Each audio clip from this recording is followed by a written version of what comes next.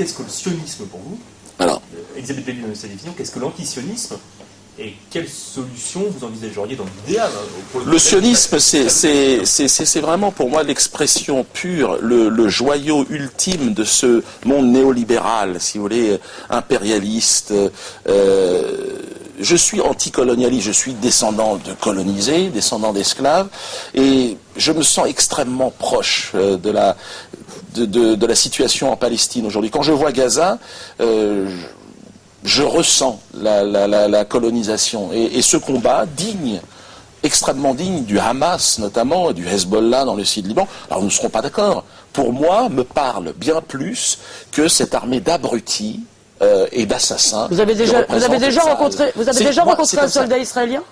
Non, mais je suis prêt à rencontrer. Donc qu'est-ce qui vous permet de dire que c'est une armée d'abrutis et d'assassins? De lâches, déjà ça c'est certain. Ah bon? Oui, parce qu'on bombarde par au-dessus des bombes phosphore. Arrêtez. Tu je crois quand même il faut être d'accord que le rapport de force n'est pas égal. Mais écoutez, donc à un moment donné, si vous voulez, je pense que dans l'esprit et dans le bon sens de chacun, il y a des gens qui nous regardent, et d'ailleurs de mon public, mais moi je vais parler à votre public. Ah bah parlez à mon public. Mais oui, à votre public et aux sionistes. Alors, de la même façon que vous parlez au mien. Oui. Je veux dire, ça n'a jamais fonctionné. Tôt ou tard, cet acharnement à défendre des murs, à défendre des zones, à défendre une ethnie, une religion, tôt ou tard, ces murs s'effondrent et vous êtes condamnés à un moment ou à un autre à abandonner ces certitudes et à trouver le chemin et de l'entente et de l'humanisme et de la version universelle de l'humanité.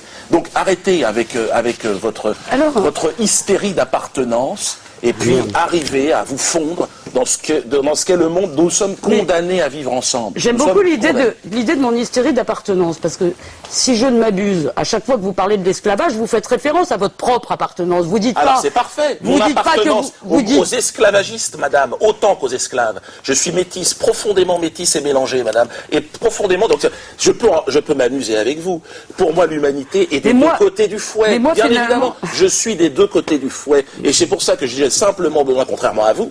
Si vous voulez, je sais très bien que mon humanité à moi, elle est des deux côtés du Mirador. Bon, et donc, contrairement à vous qui avez décidé de montrer du doigt, de pointer du doigt le méchant, le diable, le Satan. Alors écoutez, moi je ne suis pas dans cette logique-là. Je vous remercie de cette transition, si je puis dire, parce que ce que vous faites exactement, c'est ça. Et c'est ça que j'appelle une vision complotiste. Et je vais quand même vous citer le programme. Le grand complot. Mais vous passez votre temps à expliquer que tout, vous venez de dire, le cœur du système de contrôle mondial, je ne sais plus quelle est votre phrase, c'est le sionisme. L'expression la plus délirante de ce qu'est la droite, l'extrême droite, le libéralisme dans le monde. Voilà. D'accord. Oh non, c'est pas tout à fait vous. Tout à l'heure, vous avez plutôt employé l'expression de diamant brut.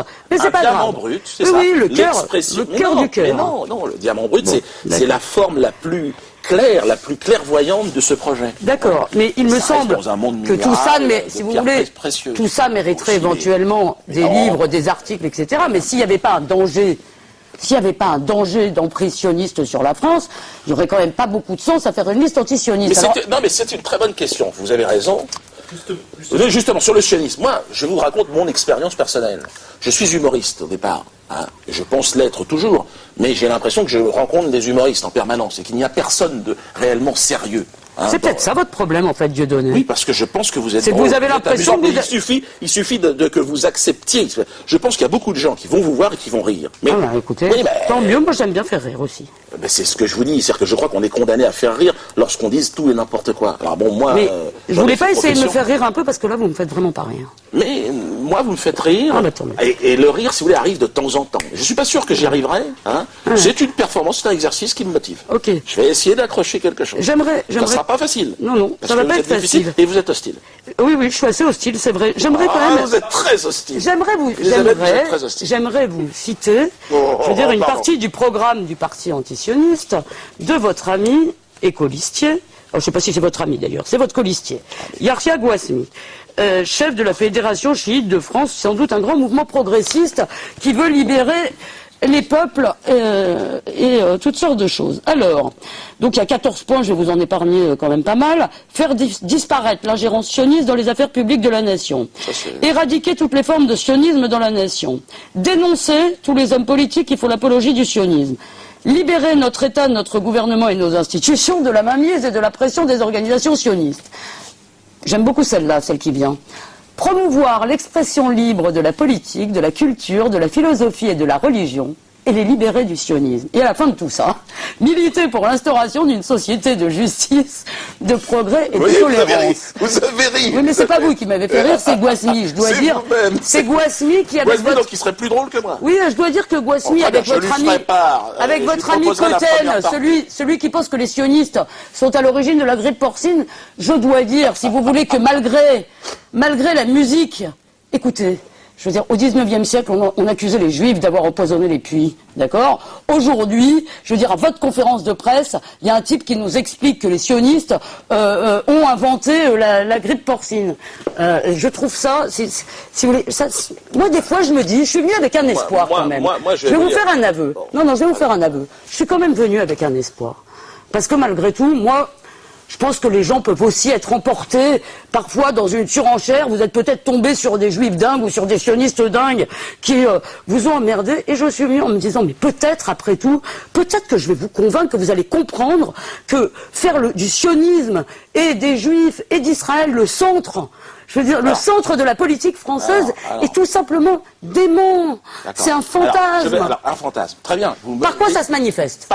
Je peux répondre à cette question. Par quoi se manifeste le sionisme?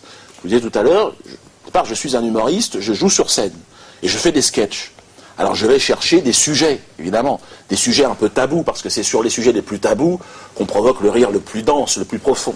Chacun trouve ses tabous dans le sexe, dans le moi. Et parfois le rire le plus déplaisant. Le plus déplaisant, c'est pas important. Non. Mais oui, de la même façon, si vous voulez, on ne peut pas plaire à tout le monde. Il y a tous les genres musicaux. Tout le monde y trouve son compte. Alors moi, j'ai un style qui est plus, on va dire, je m'amuse des frontières. Alors je me suis amusé j'ai fait des sketchs sur les chrétiens intégristes. J'ai fait des sketchs sur les musulmans intégristes. Le 11 septembre, j'ai fait des sketchs. J'ai cherché à chaque fois les limites sur les homosexuels, sur les noirs. Puis un jour, chez Marc-Olivier Fogiel, je fais un sketch.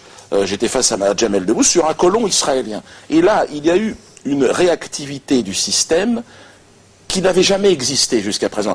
J'avais l'impression d'avoir trouvé, en fait, le tabou, le Graal, la nouvelle religion. J'étais dans le blasphème. Et le blasphème, c'est effectivement, à un moment ou à un autre, critiquer ce grand projet qu'est le sionisme. Et donc moi, laissez-moi terminer. Ouais. Donc, vous me demandez comment ça se manifeste. Concrètement, par mon travail, le plus sérieusement possible, j'ai localisé le dernier tabou de la République. Et vous pensez que ce tabou, il existe pourquoi? Vous pensez que ce tabou, vous ne pensez pas jamais que, je veux dire, ce qui s'est passé dans l'histoire justifie qu'effectivement, il y a un petit tabou sur l'antisémitisme? Par décence, madame, de ce qui s'est passé dans l'histoire, par respect de toutes les victimes. Non, vous ne me la jouez pas comme ça. Écoutez-moi, parce que... la décence et le respect, vous ne me la jouez pas comme ça. On ne va pas faire de compétition, je crois qu'on ne joue pas dans la même catégorie, en termes de durée et en termes de nombre de personnes, madame. Donc écoutez-moi... On ne va pas faire de compétition, et on ne joue pas dans la même catégorie. Et tout de suite, vous me balancez, non, l'histoire, nous, on a souffert. Vous avez souffert, restez digne. Non, mais moi, j'ai pas souffert. Nous avons souffert. Non, moi, j'ai pas souffert. Alors pourquoi vous me parlez de l'histoire et de l'histoire? Mais je ne vous parle pas de moi, là. Excusez-moi, moi, contrairement à vous, je ne me prévaux pas de la souffrance, d'une souffrance que je n'ai pas vécue. Premièrement. Deuxièmement. Mais pourquoi vous me parlez d'une souffrance? Eh bien, parce que vous ne comprenez pas, vous pensez que la tentative d'extermination des Juifs par Hitler ne mérite pas qu'il y ait un petit tabou sur l'antisémitisme?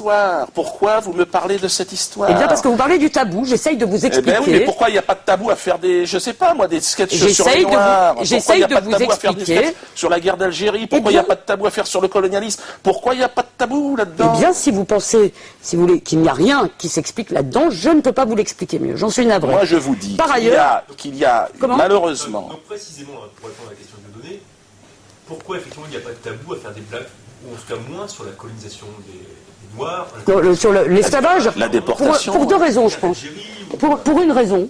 Non, sur la guerre d'Algérie, on peut. Je veux dire, ça, pour deux raisons, pour l'esclavage. Je vais vous dire pour une raison. Je pense que dans 2 siècles, et peut-être même dans moins, dans 50 ans, dans 100 ans, si vous voulez, on pourra faire des blagues sur l'extermination des Juifs, sans doute de la même façon qu'on pourrait en faire. Mais d'abord, moi, j'ai jamais entendu de gens faire de blagues sur l'esclavage, de blagues, je parle de blagues. Plaisantez, mais il y a des films, autant n'emporte le vent, une comédie musicale qui se passe dans un champ de coton. Mais ça, c'est imaginez pas une blague. qu'on fasse... Mais attendez, vous voulez qu'on fasse... Je pensais que c'est possible aujourd'hui de faire une comédie musicale dans Buchenwald ou à Dachau. Vous pensez que c'est possible de faire ça? Ben, j'aimerais mieux que ça ne le soit pas. Si ça vous amuserait peut-être, mais personnellement, j'aimerais mieux que ça ne le soit pas. Oui, mais vous acceptez que ce soit fait autrement? J'accepte. Si on me demande mon avis, non. Mais oui, mais je veux dire, ça a déjà fait des millions enfin bref, d'entrées, je vais vous répondre. Écoutez, j'ai pas fait autant n'importe le vent, donc excusez-moi. Non, d'abord, il y a une question de durée. Deuxièmement. Mais non, mais ça c'est une escroquerie le temps, parce qu'excusez-moi, à un moment donné, on est obligé. Et pourquoi on peut faire des sketchs sur les Tutsis, les Hutus? Je veux dire, c'est pas un souci de faire ça. On peut faire sur les Biafra, ceux qui crèvent la dalle en ce moment, au Soudan. Vous pouvez faire des sketchs sur n'importe quoi. Alors admettons que les Juifs sont particulièrement susceptibles.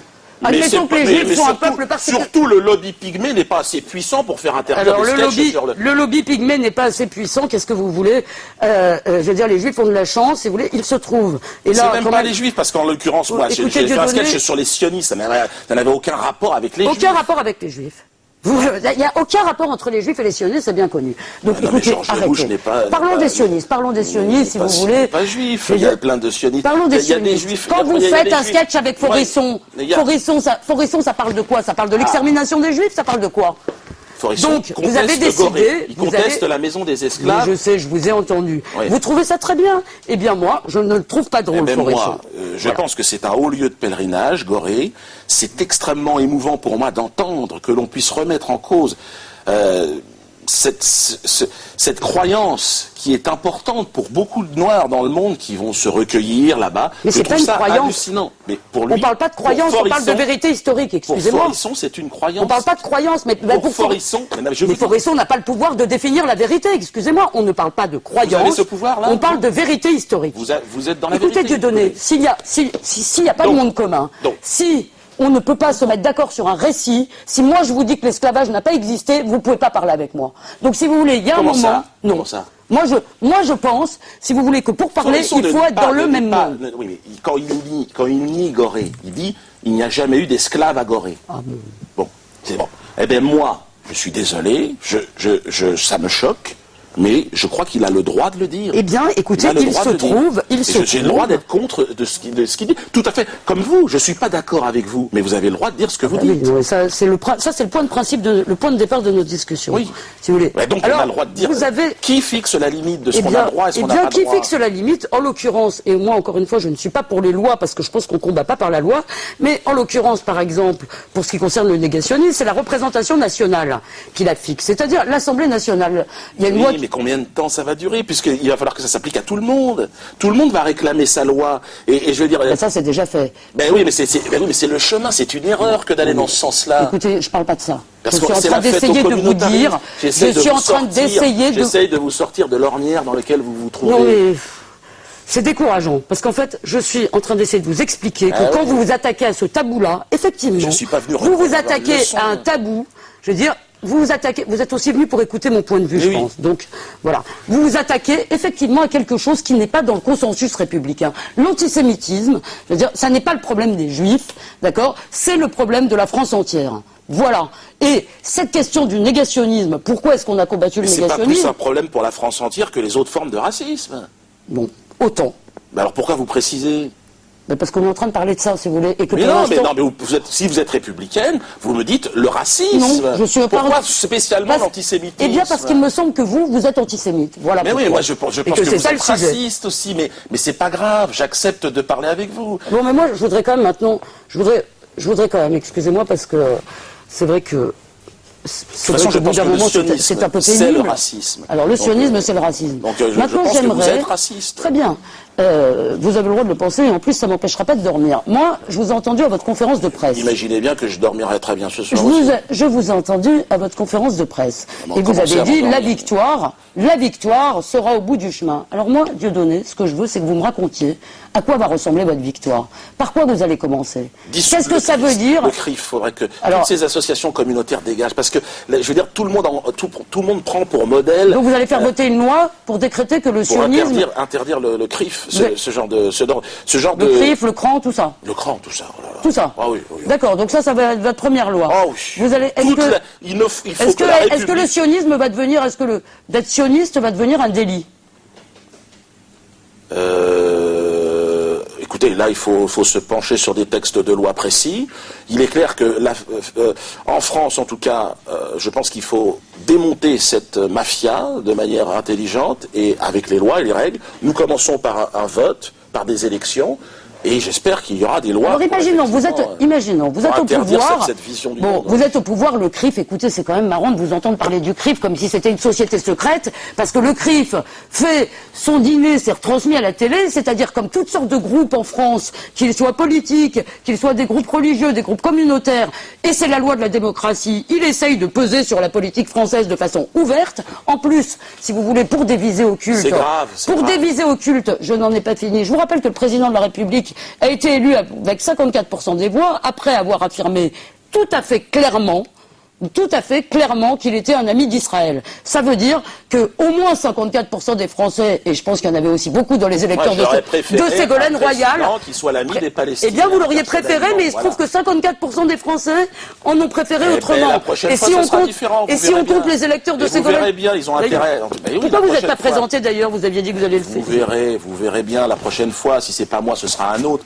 Ce mouvement antisioniste, lui, à un moment donné, va réussir par les élections à imposer dans le champ politique donc ce parti et un président un jour qui va saluer et noter son amitié qu'est-ce que vous allez faire pour le des sionistes peuple palestinien. Qu'est-ce que vous allez faire par exemple avec moi? J'aurais plus le droit de travailler dans les médias, j'aurais plus le droit de défendre, j'aurais plus le droit de vous. Mais regardez, moi j'ai pas le droit de travailler dans les médias aujourd'hui. Je ne me plains pas. Demain, vous n'aurez pas le droit. Moi je trouve que vous plaignez beaucoup de ça. On vous entend beaucoup vous plaindre de ça. Mais pourquoi vous vous plaignez vous avez peur de perdre votre emploi? Vous perdrez votre emploi comme je l'ai perdu. Non mais vous passez en permanence d'un tableau à l'autre. J'essaye de vous demander. Vous êtes en train de me dire que vous avez peur de perdre votre travail parce que vous êtes sioniste. Je n'ai pas peur de perdre mon travail, je vous demande, clairement, je n'ai pas peur. D'abord, vous ne me faites pas peur. D'accord? Vous ne me faites pas peur parce que je vais vous dire une chose, Dieudonné, au pouvoir en France, vous n'y arriverez jamais. Je veux dire, voilà. Donc, vous ne me faites pas peur. Mais si vous deviez arriver au pouvoir... a des visions, je ne sais pas, des visions de Sion. Oui, Elisabeth a des visions, et je vous donne rendez-vous dans 10 ans, Dieudonné. On verra dans 10 ans. Mais je voudrais quand même poser une question. Je suis persuadé que l'antisionisme vaincra le sionisme sur cette terre française.